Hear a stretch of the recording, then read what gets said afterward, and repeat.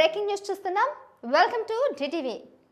కాళేశ్వరం ఎత్తిపోతల్లోని మేడిగడ్డ, అన్నారం, సుందిళ్ల బ్యారేజ్ల నిర్మాణంలో ప్రతి పని కూడా ప్రభుత్వం మంత్రివర్గం ఆమోదంతోనే చేపట్టినట్లు మాజీ ముఖ్యమంత్రి బారాస అధినేత కల్వకుంట్ల చంద్రశేఖరరావు కాళేశ్వరం న్యాయ విచారణ కమిషన్కు తెలిపారు.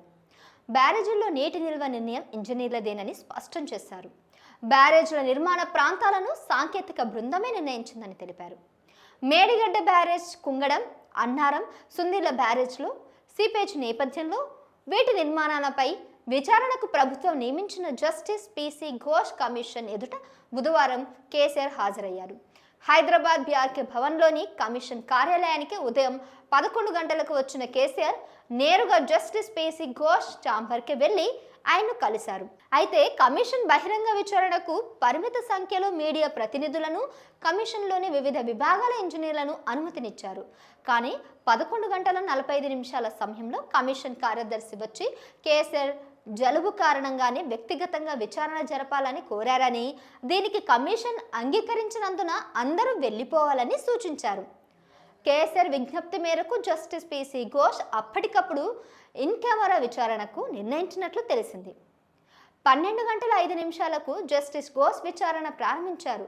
సుమారు 50 నిమిషాల విచారణ జరగక కమిషన్ 18 ప్రశ్నలు అడిగినట్లు తెలిసింది. తుమ్మిడిహెట్టి నుంచి మేడిగడ్డకు ప్రాజెక్టు మార్పునకు కారణాలు, 3 బ్యారేజ్ల నిర్మాణాలకు అనుమతులు, అన్నారం, సుందిళ్ల నిర్మాణ స్థలాలు మార్పులు, బ్యారేజ్ల నీటి నిల్వ చేయమన్నది ఎవరు, అసలు కార్పొరేషన్ ఏర్పాటు, రుణాల తిరిగి చెల్లింపుల తదితర ప్రశ్నలకు కమిషన్ వేసినట్లు కూడా తెలిసింది.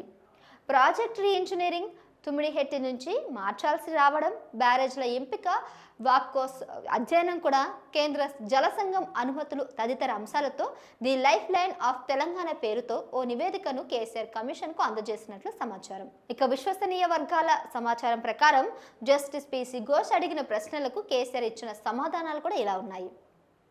కాళేశ్వరం ప్రాజెక్టుకు కేంద్రం నుంచి అన్ని అనుమతులు వచ్చాయని కేసీఆర్ పేర్కొన్నారు. అయితే ప్రాజెక్టు కోసం కేంద్ర జల సంఘానికి సంబంధించి 11 డైరెక్టర్ల నుంచి అనుమతులు కూడా తీసుకున్నాం.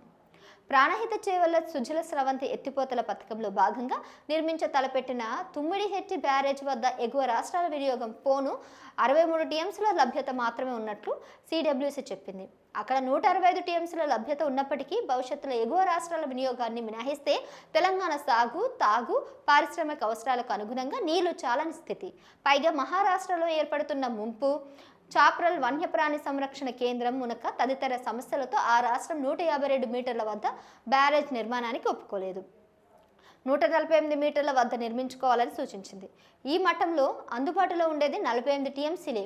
16 లక్షల ఎకరాల సాగు అవసరాలు, తాగు అవసరాలకు ఈ నీళ్లు చాలవు. పైగా తుమ్మిడిహెట్టి నుంచి ఎల్లంపల్లి వరకు కాలువ నిర్మాణానికి బొగ్గు బ్లాకులు అడ్డంగా ఉన్నట్లు కూడా తేలింది. దీంతో ప్రాజెక్టుల రీడిజైన్ల భాగంగా తుమ్మిడిహెట్టి నుంచి మేడిగడ్డకు ప్రాజెక్టుకు మార్చాల్సి వచ్చింది. గోదావరిపై నీటి లభ్యత ఉండే ప్రాంతాలను అధ్యయనం చేసేందుకు అంతర్జాతీయ పేరొంది పొందినటువంటి వాప్కోస్ ద్వారా సర్వేకు అనుమతి ఇవ్వాలంటూ రాష్ట్రం ప్రధానమంత్రికి లేఖ రాసింది. హెలికాప్టర్ ద్వారా లైడర్ సర్వే చేపట్టేందుకు అనుమతులు ఇవ్వాలని రక్షణ శాఖ మంత్రిని కూడా కోరడంతో అంగీకరించారు. కేంద్ర జల సంఘం, వాప్కోస్ సంస్థలు కలిసి సర్వే చేసి నివేదిక ఇచ్చాయి. మేడిగడ్డ వద్ద 282.3 టీఎంసీల నీటి లభ్యత ఉందంటూ 230 టీఎంసీలను ఎత్తిపోసేందుకు సిడబ్ల్యూసీ అనుమతులు ఇచ్చింది. వాప్కోస్ సంస్థ మేడిగడ్డ, అన్నారం, సుందిళ్ల బ్యారేజ్ల నిర్మాణాలకు కూడా సూచనలు చేసింది.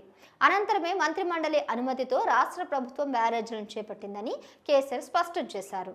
బ్యారేజ్ల నిర్వహణ బాధ్యతల నుంచి నిర్మాణ సంస్థల వైదొలిగే దాకా వాటిని నిర్వహించేందుకు ప్రభుత్వం ఆపరేషన్ అండ్ మెయింటెనెన్స్ కోసం 2020 డిసెంబర్ 28 తారీఖున ప్రత్యేకంగా జీవో 45ను విడుదల చేసిందని కేసీఆర్ పేర్కొన్నారు. నిర్వహణకు ప్రభుత్వంపై ఆధారపడకుండా ఇంజనీర్లే నిధులు కేటాయించుకునేలా 280 కోట్లు అందుబాటులో ఉంచుతూ ఇంజనీర్ ఇన్ చీఫ్ ఆర్థికపరమైనటువంటి వెసులుబాటు కల్పించినట్లు వివరించారు. బ్యారేజ్ల నిర్వహణకు ఈ స్థాయి అధికారి నియమించినట్లు తెలిపారు. 2017 డిసెంబర్ 9న ముఖ్యమంత్రి వద్ద జరిగినటువంటి సమావేశం మిన్నెట్ గురించి కూడా అడగ్గా ఏం సమావేశం అని ప్రశ్నించిన కేసీఆర్ ఏమి జవాబు చెప్పలేదని తెలిసింది.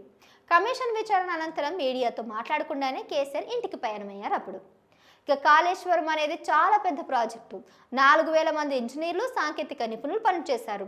అన్నారం, సుందిళ్ల స్థలాల మార్పుపై ప్రమాణాలకు అనుగుణంగానే టెక్నికల్ టీం నిర్ణయం తీసుకుంది. ఏది రాజకీయ నిర్ణయం కాదు. జలాశయాల్లో నీటిని నిల్వ చేయాలనేది సాంకేతికపరమైన నిర్ణయం. రిజర్వాయర్లు ఎంత మట్టంతో నీటిని నిల్వ చేస్తే పంపు హౌస్ల ద్వారా నీటిని తరలించవచ్చు అనేది ఇంజనీర్ల నిర్ణయం అని పేర్కొన్నారు.